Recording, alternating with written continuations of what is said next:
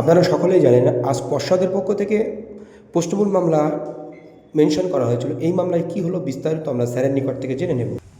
আচ্ছা, আজকে যেটা 22-এর প্রশ্নভুলের মামলায় হলো সেটা হচ্ছে এরকম যে আপনারা অলরেডি জানেন যে আমি বলেছিলাম উম, যে ওরা একটা ছোট্ট মডিফিকেশন চাইছে প্রশ্নভুলের মামলা সম্পর্কিত এবং কমিটির ফরমেশনে। ওরা কমিটি ফরমেশনে বলতে ভুল বুঝবেন না, কমিটির ফরমেশনে বলতে বিশ্বভারতী এবং ক্যালকাটা ইউনিভার্সিটির যারা করছেন তাদের কোনো রদবদল চাইছেন না। ওরা চাইছেন ওদের সঙ্গে আরও কিছু দু একজনকে অ্যাড করার জন্য। কেন চাইছেন তার কারণ হচ্ছে ওনারা বলতে চাইছেন যে কিছু প্রশ্নের নিরিখে এনাদের একটা এই এক্সপার্ট যারা বর্তমানে কাজ করছে তাদের একটা দ্বিধা আছে, তো তারা একটা আরও ফার্দার ওপিনিয়ন চাইছেন। এবার দেখুন, এখানে ওপিনিয়ন মানে তো মনের কথা মুখের কথা নয়, এখানে ওপিনিয়ন মানে হচ্ছে লিখিত ওপিনিয়ন, যেহেতু কোর্টে এটা রিপোর্ট আকারে পেশ করা হবে। এবং এটা অলরেডি যেহেতু স্কুল এডুকেশন ডিপার্টমেন্টের অর্ডারে এদের লজিস্টিক সাপোর্ট দেওয়া হচ্ছে, কোর্টেরও অর্ডার ছিল যে লজিস্টিক সাপোর্ট দিতে হবে। সুতরাং এই ফর্মেশন অফ কমিটিতে যদি কাউকে আপনাকে ইনক্লুড বা এক্সক্লুড করতে হয় তাহলে সেটা কোর্টের পারমিশন লাগবেই। এবার এইখানে আজকে যেটা হলো, আজকে কোর্ট বলল যে এক্ষেত্রে আপনারা নতুন লোক চাইছেন বিশ্বভারতী ক্যালকাটা ইউনিভার্সিটি থেকে প্রফেসর চাইছেন, তাহলে কি তাদেরকে শোনার দরকার আছে আমার?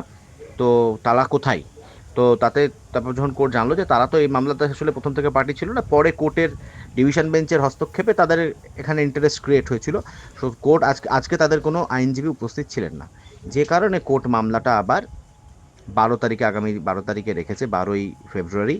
ওই দিনকে কিন্তু বিশ্বভারতী এবং ক্যালকাটা ইউনিভার্সিটির যারা লয়ার তারাও উপস্থিত থাকবেন, তাদেরকেও কোর্ট শুনবেন এবং সেই শোনার পরেই কিন্তু কমিটির রদবদলের প্রয়োজন আছে কি নেই সেটা কোর্ট ঠিক করবে। এবার এখানে আমাদের আমাদের স্ট্যান্ড কি, আপনাদের স্বার্থের কথা ভেবে সেটাও জানিয়ে দিই। সেটা হচ্ছে যে আমাদের স্ট্যান্ড হচ্ছে আমরা দেখব যে মানে কি উদ্দেশ্যে এটা করার চেষ্টা করা হচ্ছে সেটা দেখব। এক, যে উদ্দেশ্যটা কি সৎ সত্যি করেই, যে হ্যাঁ কোনো কোশ্চেনের আটকে গেছে সেটার জন্যই কি, সেটা একটু আমরা তলিয়ে দেখার চেষ্টা করব। এক, দ্বিতীয় হচ্ছে যে আমরা এটাও দেখব যে যাদেরকে নেওয়া হচ্ছে তারা যেন ওই দুটো ইউনিভার্সিটি থেকেই হয়, যেহেতু অলরেডি ডিভিশন বেঞ্চের অর্ডার মোতাবেক এটা হচ্ছে, অন্য জায়গা থেকে নেওয়ার প্রশ্নই উঠছে না। সুতরাং এটাও তারাও বলছে না যে অন্য জায়গা থেকে নেবে, সুতরাং সেটাও আমরা তাও মিলিয়ে নেব একটা। লাস্টলি হচ্ছে এটাই যে আমরা এটা দেখব যে যে এরা যে নতুন কমিটি যারা আছে তারা কতদিন সময় এটার জন্য চাইছে। নতুন কমিটির সময় যদি অনেক বেশি চাই, মানে নতুন কমিটি বলতে এই কমিটির সঙ্গে যারা আছে তাদের সাথে অ্যাড করে তারা যদি অনেক বেশি সময় চায়, তাহলে সেক্ষেত্রে কিন্তু সেই সময়ের আমরা বিরোধিতা করব। আমরা সেই সময় বেশি সময়ের পক্ষপাতী নয়।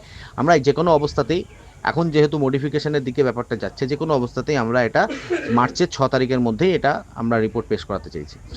এবার অবজেকশন আমরা কেন দিচ্ছি না, আমি হয়তো অন্য উকিলবাবুর অবজেকশন দিতে পারেন, আমি এটা ভেবে অবজেকশন দিচ্ছি না। কারণ প্রথম কথা হচ্ছে, আমি যতটুকু এই কোর্টকে বুঝেছি, জজ সাহেব কিন্তু এই অবজেকশন কানে তুলবেন না। অলরেডি উনি সেটার মতামত, মানে ওনার মনের ভাব প্রকাশও করেছেন এর আগের দিনে মেনশনিংয়ের সময়, এবং আজকেও সেটা বোঝা গেল। তো অবজেকশন দেওয়া মানে হচ্ছে সময় নষ্ট হবে এক। দ্বিতীয় হচ্ছে, অবজেকশন দেওয়ার ফলে যদি দেখা গেল খুব তাবড়তোড় অবজেকশন সব পক্ষ মিলে দিলাম, তার ফলে কোর্ট অর্ডারটা পাস করলো না এবং মডিফিকেশনটাকে অ্যালাউ করলো না, সেক্ষেত্রে সাবসিকুয়েন্টলি বোর্ড কী করবে? বোর্ড সঙ্গে সঙ্গে ডিভিশন বেঞ্চে চলে যাবে। ডিভিশন বেঞ্চে গেলে এমনি সেই ব্যাপারটাতে সময় নষ্ট হবে। তো এইগুলোকে আমরা অ্যাভয়েড করতে চাইছি, এবং যে কারণে আমরা কিন্তু কোনো অবজেকশনের রাস্তায় এটাতে হাঁটবো না। যদিও টেকনিক্যালি যেটা একটু আগে বললাম যে সেটা বাই প্রসেস মেনে হচ্ছে কিনা, according to division bench order হচ্ছে কিনা, সেগুলো আমরা কিন্তু যাচাই করে নেব। তো এইটুকুই হলো, 12 তারিখে হবে প্রথমেই, 12 তারিখে আমরা জানাবো। এটা আগে হতে পারতো, কিন্তু আমরা তো 10-11-তে আমাদের সুপ্রিম কোর্টের মামলার দরুন এটা 12 তারিখে